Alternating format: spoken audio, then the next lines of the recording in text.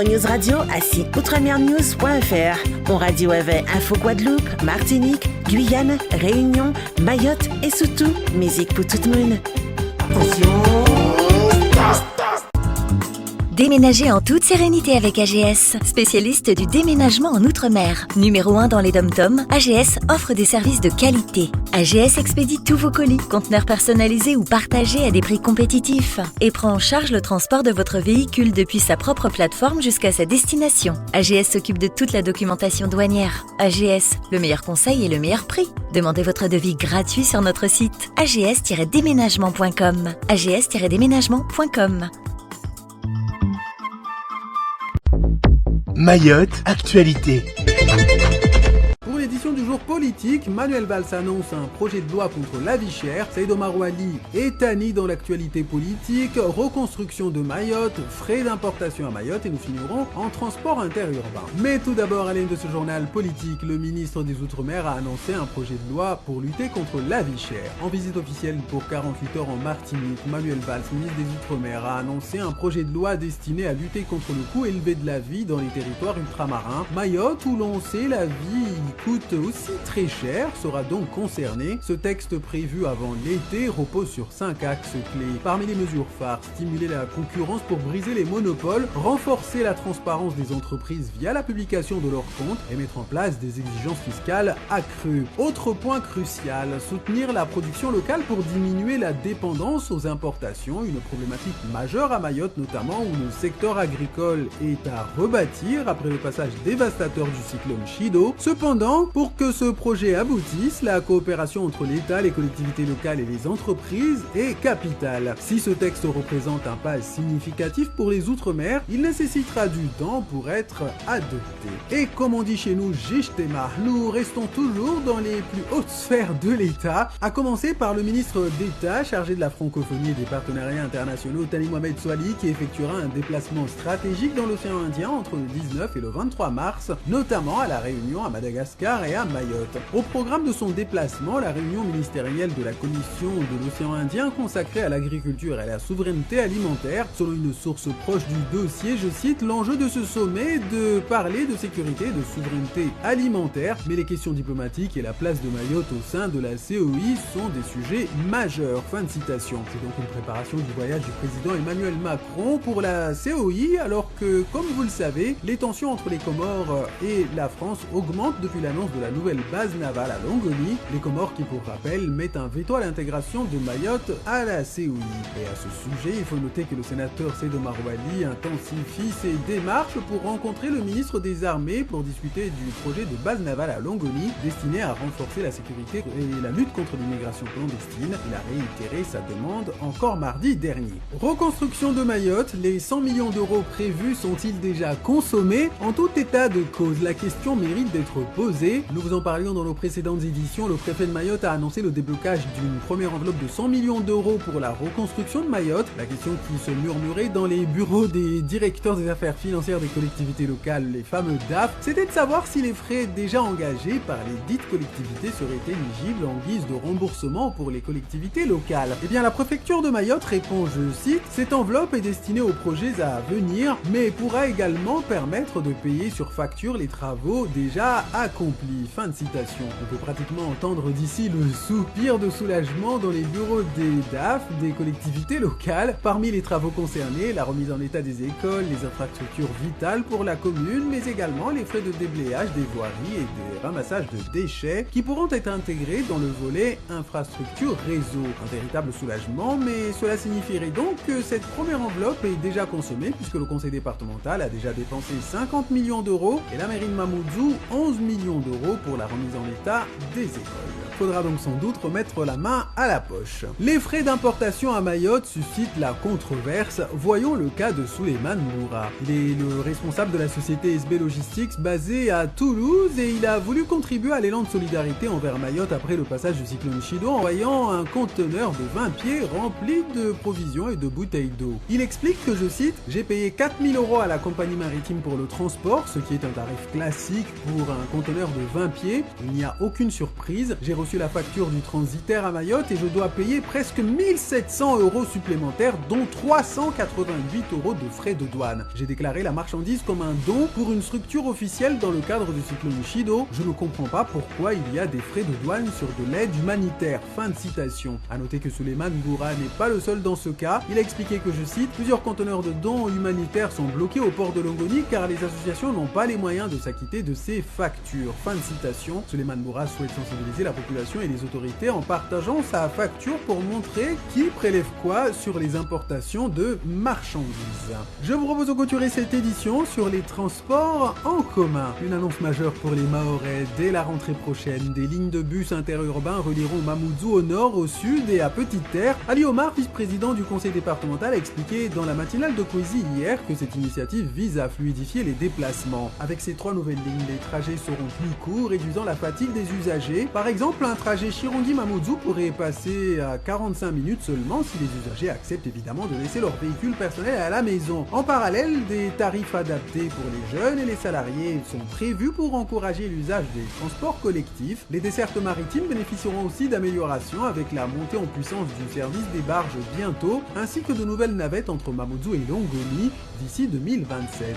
Ces projets pourraient marquer un tournant pour la qualité de vie à Mayotte avec l'objectif de désengorger les routes et révolutionner la mobilité. Bonjour et merci de votre fidélité. Pour le premier temps de parole ce matin, on reçoit Abdoul Kamardine, le président du SDIS. Bonjour Abdoul. Bonjour Anne-Constance, bonjour aux téléspectateurs et aux auditeurs de Koisi TV et Koisi Radio. Abdoul, oui. On a l'impression que le SDIS de Mayotte est sur tous les fronts. Vous êtes partout. Vous intervenez partout où il faut intervenir, vous investissez, vous formez vos pompiers, vous valorisez le personnel. Mais comment vous faites ? Ben, on travaille. Oui, il n'y a pas d'autre solution, ça c'est sûr. Il n'y a pas d'autre solution. Moi, le président Benissa Ousseni m'a fait confiance pour me déléguer cette responsabilité parce que vous savez que le président d'office du SDIS, c'est le président du conseil départemental. Après, oui. Il peut déléguer. Donc, il m'a accordé sa confiance. Il m'a donné pour mission de tenir la maison. Tenir la maison, c'est quoi ? C'est de faire confiance aux hommes qui sont à l'intérieur et de travailler avec eux, main dans la main, pas à pas, et avancer sans réchigner et se dire les choses de façon posée et responsable. Et je suis très content aujourd'hui de voir que cette méthodologie de travail fait avancer les choses. Pourquoi ? Déjà, le SDIS est beaucoup plus posé que par le passé. Les pompiers sont beaucoup plus posés que par le passé. Ils sont beaucoup plus tournés vers le travail qu'autre chose par leur activité.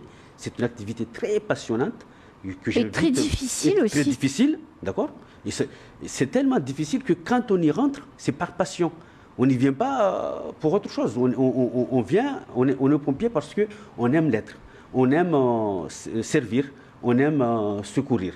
Donc c'est un métier très important de ce territoire parce que quelles que soient les circonstances, on doit intervenir. Qu'il y ait le feu, on doit intervenir. Qu'il y ait un accident de circulation, on doit intervenir.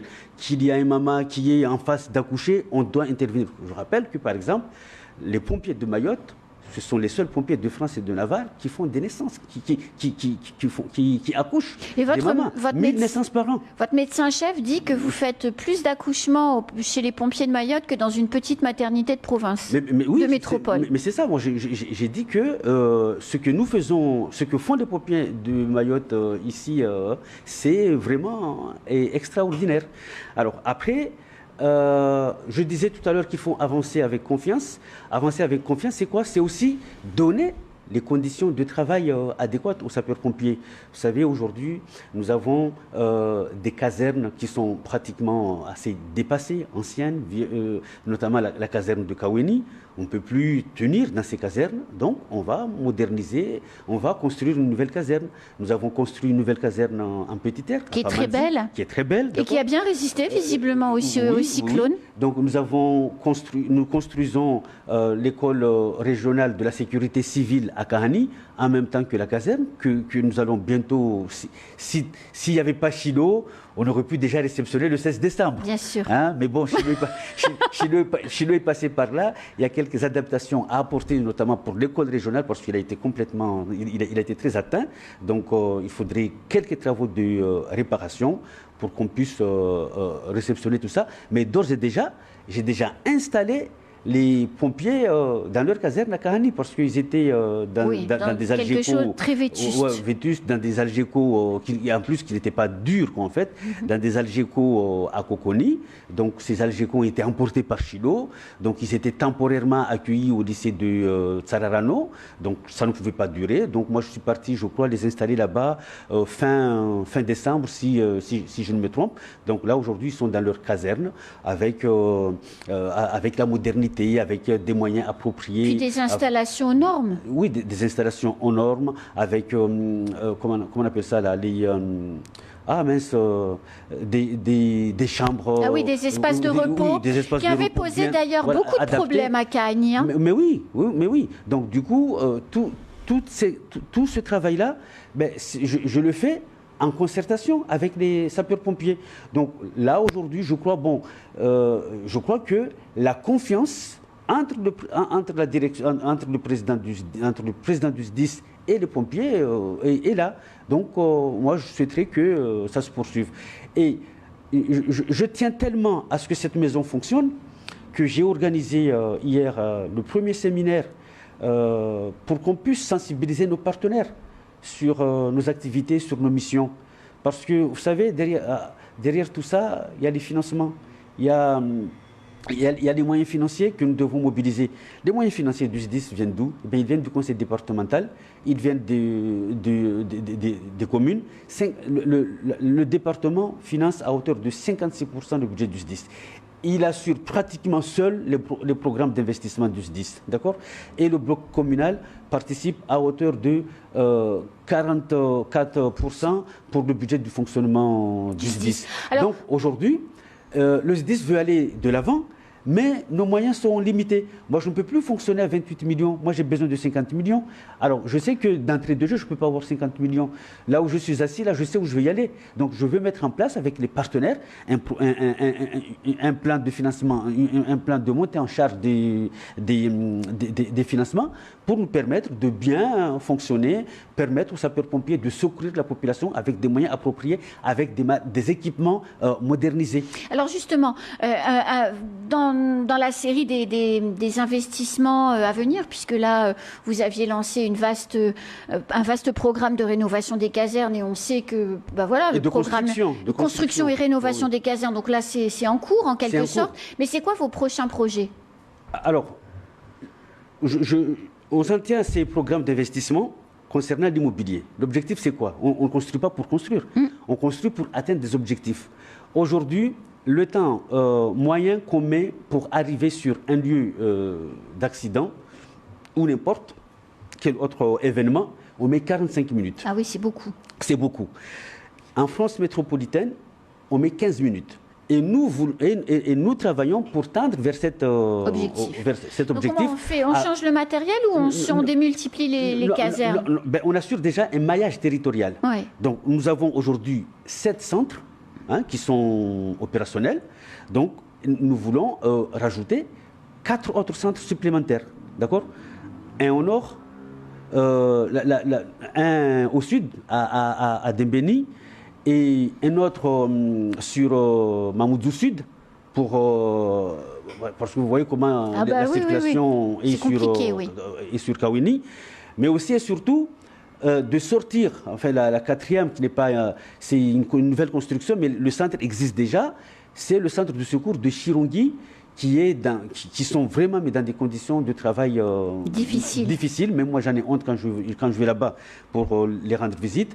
Et nous devons à terme construire une nouvelle caserne au service de ces pompiers. Et après, en ce qui concerne les moyens, parce qu'on sait qu'il y a cette crise de l'eau qui est quand même une réalité pour tout le monde et encore plus pour les pompiers, puisque vous avez quand même besoin d'eau pour éteindre les incendies. Comment le SDIS de Mayotte s'est adapté à cette crise de l'eau récurrente, permanente et durable?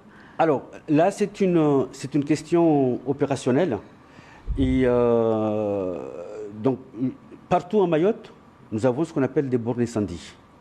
Donc, c'est à partir de ces bornes incendie que les pompiers vont brancher pour atteindre les objectifs d'extinction des feux. D'accord ? Oui. Ils chargent les camions citernes, tout ça, etc. Mais là, aujourd'hui, en fait, l'idée, c'est quoi ? C'est de nous équiper en matériel qui puisse augmenter notre capacité de stockage, y compris recourir à l'eau de la mer. Parce que nos engins actuels ne peuvent pas prendre l'eau de la mer. Parce que si on met l'eau de la mer à l'intérieur, ça rouille. C'est pas bon. Oui, donc, il nous faudra nous équiper avec des moyens qui puissent nous permettre d'aller prendre l'eau pour la dessaler. Oui, non, pas pour la dessaler, pour aller éteindre. C'est-à-dire des cuves qui soient traitées contre la rouille liée au sel de la mer. Et ça, c'est des nouveaux investissements ou c'est transformer les camions actuels? Non, c'est des nouveaux investissements. Les camions actuels, on ne peut pas les transformer. Sinon, il faut faire venir des compétences ici. Vous savez, moi, je donne juste un exemple. Quand on commande un camion citerne, entre la date de la commande et le jour de la livraison, il peut se passer un minimum 1 an. Ah oui.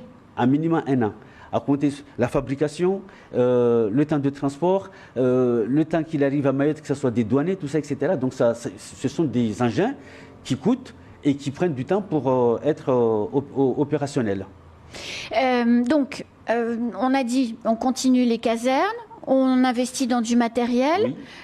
Vous avez aussi les hommes comment vous faites pour recruter? Parce que les pompiers en métropole, ils ont quand même des problèmes de motivation. Est-ce que c'est la même chose ici? Alors, non, ici, je sens beaucoup plus d'engouement. Moi, pratiquement tous les jours, quand je passe dans les rues, Monsieur le Président, quand est-ce que vous allez recruter? Quand est-ce que vous allez organiser les concours de pompiers? Alors, là, aujourd'hui, ce que nous faisons, nous travaillons pour former les agents pour qu'on puisse étoffer l'ossature de l'encadrement. Parce que c'est nécessaire. Voilà, c'est très nécessaire parce qu'il faudrait qu'à terme, on puisse avoir une SDIS qui puisse bien fonctionner. D'accord ? Je prends un exemple. Aujourd'hui, pour diriger une caserne, il faut être sur le grade de capitaine, un minimum. Mais vous savez, à Mayotte, nous avons des adjudants-chefs. Nous ne sommes pas aux normes. Donc, nous devons travailler pour former. Pour que ces adjudants-chefs deviennent capitaines. Voilà, etc. Donc, travailler pour valoriser la promotion des agents. Et depuis que je suis là, je suis très fier parce que beaucoup de jeunes Mahorais prennent des galons supplémentaires. Donc, il y a des capitaines qui sont passés aujourd'hui commandants. Il y a eu des adjudants qui sont passés des lieutenants, tout ça, etc. Donc, il y en a qui sont motivés pour passer les concours et nous, on les encourage par la voie de la formation. Donc, voilà, il y a toute une batterie d'actions que nous menons pour accompagner nos hommes et nos femmes pour aimer ce métier.